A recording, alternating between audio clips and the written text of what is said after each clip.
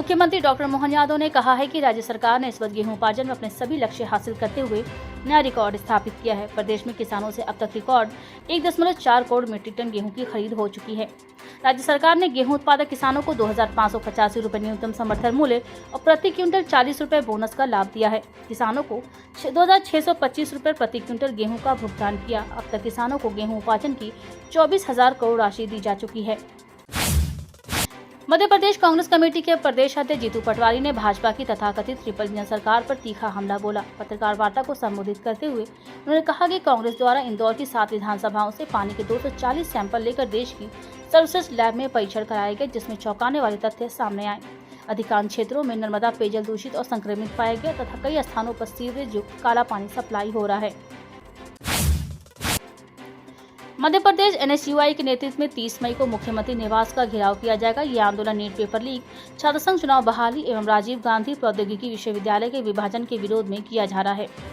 NSUI प्रदेश अध्यक्ष आशुतोष चैक्से ने कहा है कि ये घेराव 30 मई को शाम 4 बजे भोपाल में PCC कार्यालय से प्रारंभ होगा, जिसमें प्रदेश भर से छात्र एवं युवा कार्यकर्ता शामिल होंगे। भोपाल के गांधीनगर थाना क्षेत्र की एक कवर्ड कॉलोनी में गुरुवार शुक्रवार की दरमियानी आधी रात STF की ने बड़ी कार्रवाई करते हुए एक सूने मकान में धावा बोल सर्चिंग की तो वहां भारी मात्रा में नशीले कफ सिरप ऑनडेक्स की 49,920 बोतलें मिली। STF टीम ने 3 नाबालिग सहित कई लोगों को हिरासत में लिया है। देश में मानसून की एंट्री लेट हो गई है। मौसम विभाग ने शुक्रवार को बताया कि श्रीलंका के ऊपर कम दबाव वाली तूफानी हवाओं के चलते मानसून केरलम तट से 30 से 35 किलोमीटर दूर 5 दिन से अटका है और अगले 2 से 3 दिन तक इसके आगे बढ़ने के आसार नहीं है।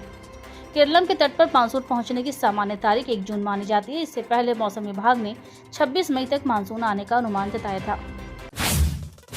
सुप्रीम कोर्ट ने शुक्रवार को पॉक्सो एक्ट के तहत दर्ज एक मामले में शंकराचार्य स्वामी अभिमुक्तेश्वरानंद सरस्वती को मिली अग्रिम जमानत को बरकरार रखते हुए इलाहाबाद हाईकोर्ट के आदेश में हस्तक्षेप करने से इनकार कर दिया।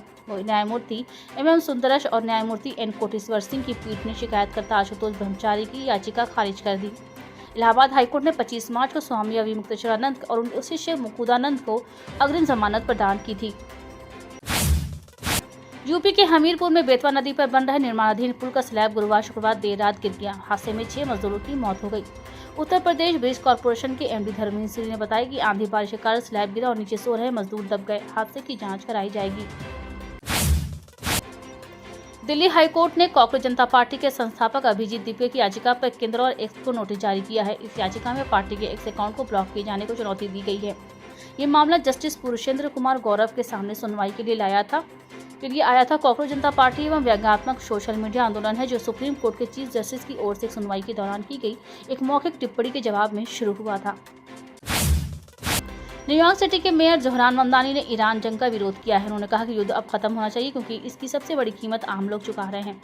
सोशल मीडिया प्लेटफॉर्म एक्स पर पोस्ट करते हुए ममदानी ने कहा कि आज से 3 महीने पहले तक ऐसा युद्ध शुरू हुआ था जिसके लिए किसी ने वोट नहीं किया था, लेकिन इसकी कीमत उन लोगों ने चुकाई जिनकी इसमें कोई आवाज नहीं थी।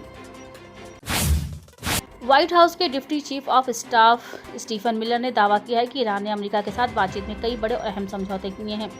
मिलर ने एक इंटरव्यू में कहा कि ईरान ने सिर्फ हॉर्मुज को पूरी तरह खोलने पर ही सहमति नहीं दी है, बल्कि कई और रियायतें भी दी हैं जिनका खुलासा आने वाले समय में किया जाएगा।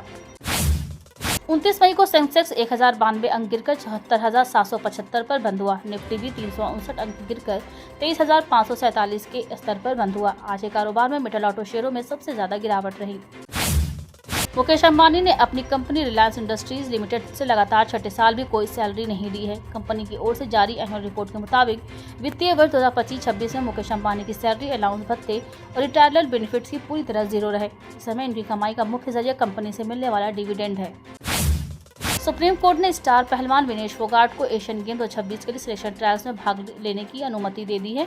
शीर्ष अदालत ने दिल्ली हाई कोर्ट के उस फैसले को चुनौती देने वाली भारतीय कुश्ती महासंघ की याचिका पर सुनवाई करते हुए ये आदेश दिया, जिसमें विनेश को ट्रायल्स में शामिल होने की इजाजत दी गई थी।